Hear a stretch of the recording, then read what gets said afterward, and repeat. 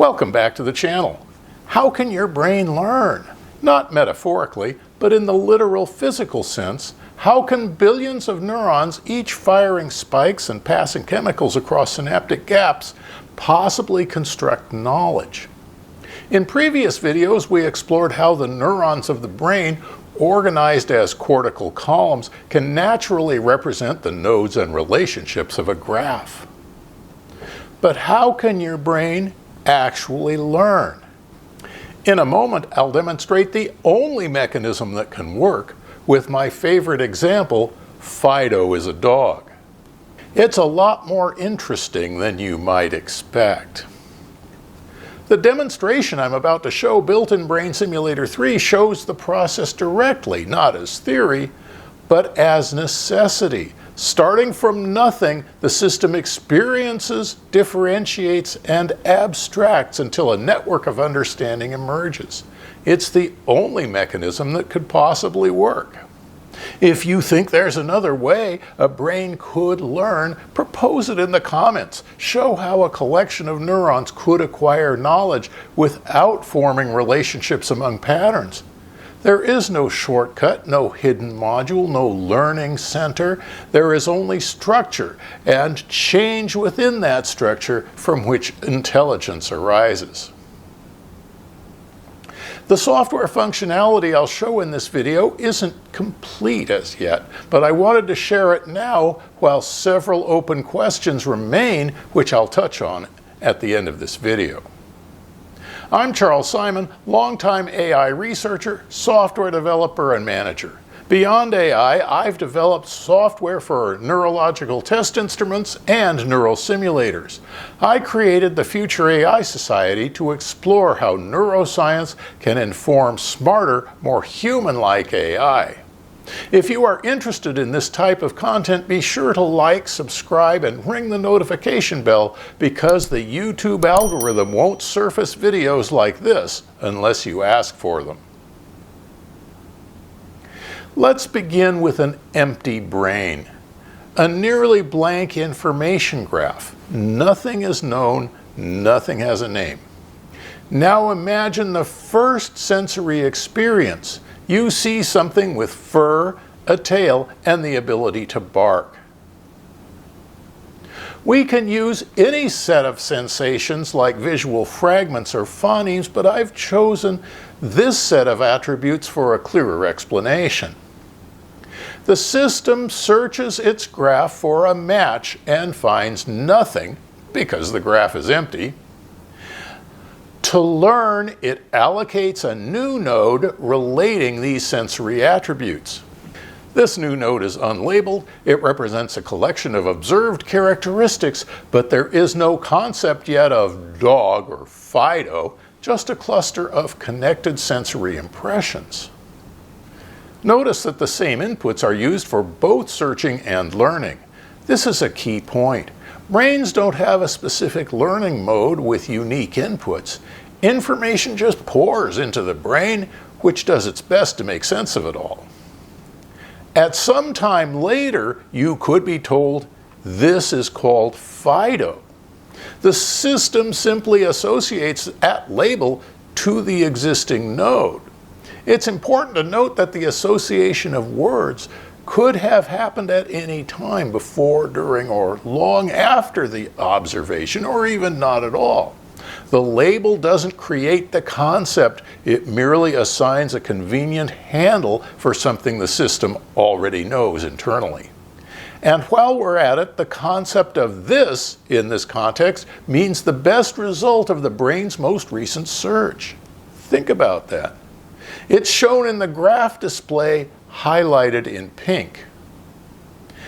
Later, you observe that Fido is brown.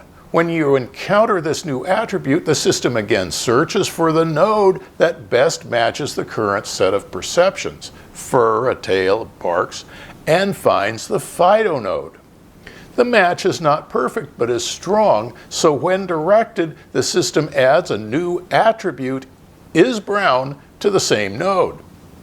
The knowledge structure grows richer, but it still represents a single specific instance. Now a new observation occurs. You see something that shares many of the same attributes, fur, a tail, and barking, but this one is black. The system again searches for a matching node. The closest match is still Fido, since it's the only node with similar attributes. But when our internal observer says, no, this is different, that rejection triggers something fundamental. It tells the system that this new observation is not Fido, even though it shares many attributes. In response, the system creates a new node to represent the new set of attributes. But it also notices that several attributes are common between the two nodes, fur, tail, and barks. And it forms a new parent node to hold these common features. The shared attributes bubble up to this parent, leaving the distinguishing features is brown and is black at the individual level. We can now label the new node Rex by saying this is called Rex. To label the parent node, we need to perform a search with attributes which are unique to that node. So searching for just fur will highlight the parent node so we can say this is called dog. The graph now contains a hierarchy. Dog has fur, a tail, and can bark. Fido is a dog and is brown, and Rex is a dog and is black. From here, important principles become visible. The brain can only access knowledge through attributes, through patterns of recognition. You can find dog by searching for barks and fur, and you can find Fido by adding brown to that search. Once your brain has added words like Fido, Rex, or dog, they also become attributes, and the brain can search on them as well. This crazy simple demonstration of how your brain might learn that Fido is a dog brings up a host of fascinating observations. Some are obvious, some hold a deeper philosophical understanding. First, searching and learning are two sides of the same coin. This is key to the brain's efficiency in one-shot learning. Your brain receives input attributes all the time and tries to make sense of them by searching.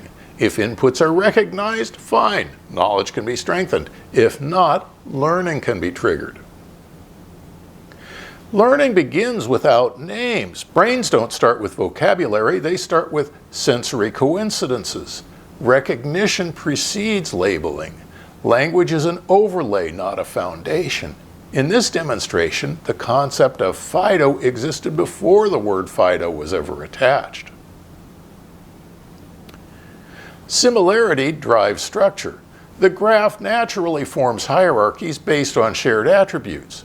When two examples share a subset of attributes, the system creates a parent concept to hold the overlap. This is abstraction, the same process by which humans learn categories like dog, animal, or living thing, and it requires no external instruction, only observation and differentiation. Negative feedback is as informative as positive feedback. The simple directive no caused the creation of new structure.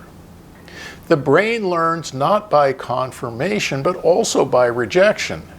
Every contradiction refines boundaries between concepts, just as every child learns to distinguish cats from dogs.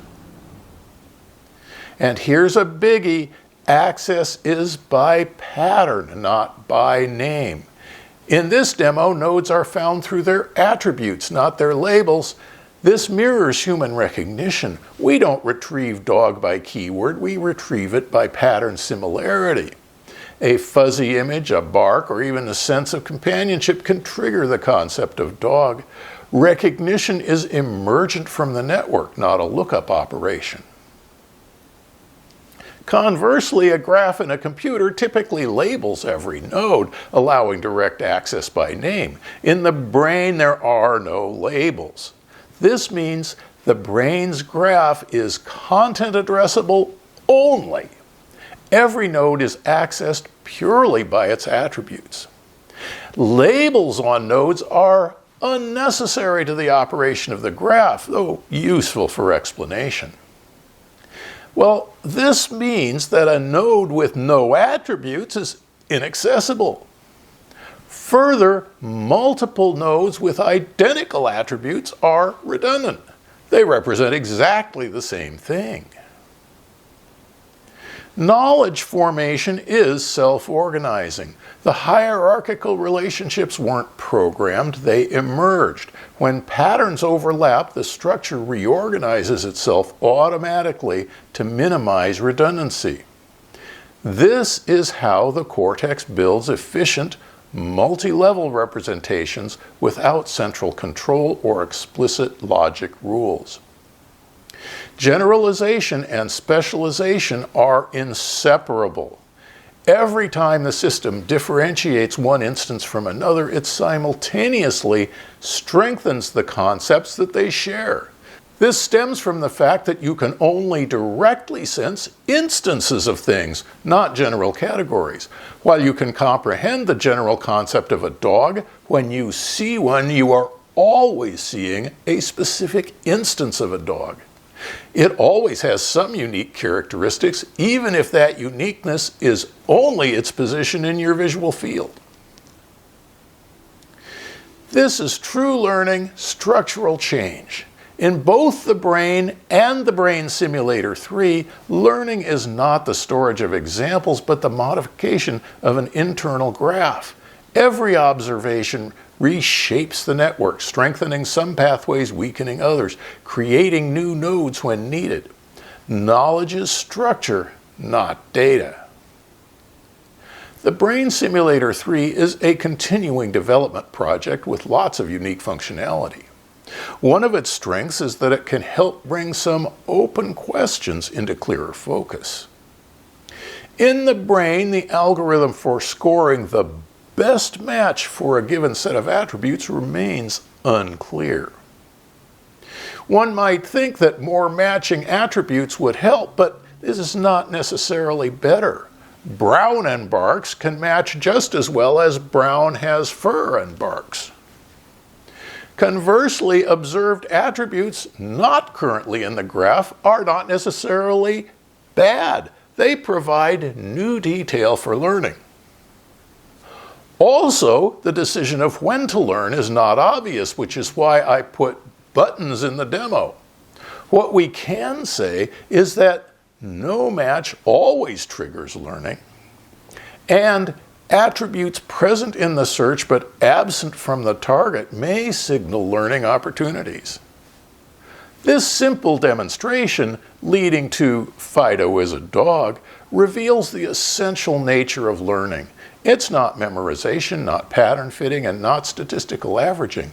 It is the continuous reorganization of relationships based on experience. The brain learns by forming and reshaping networks of meaning.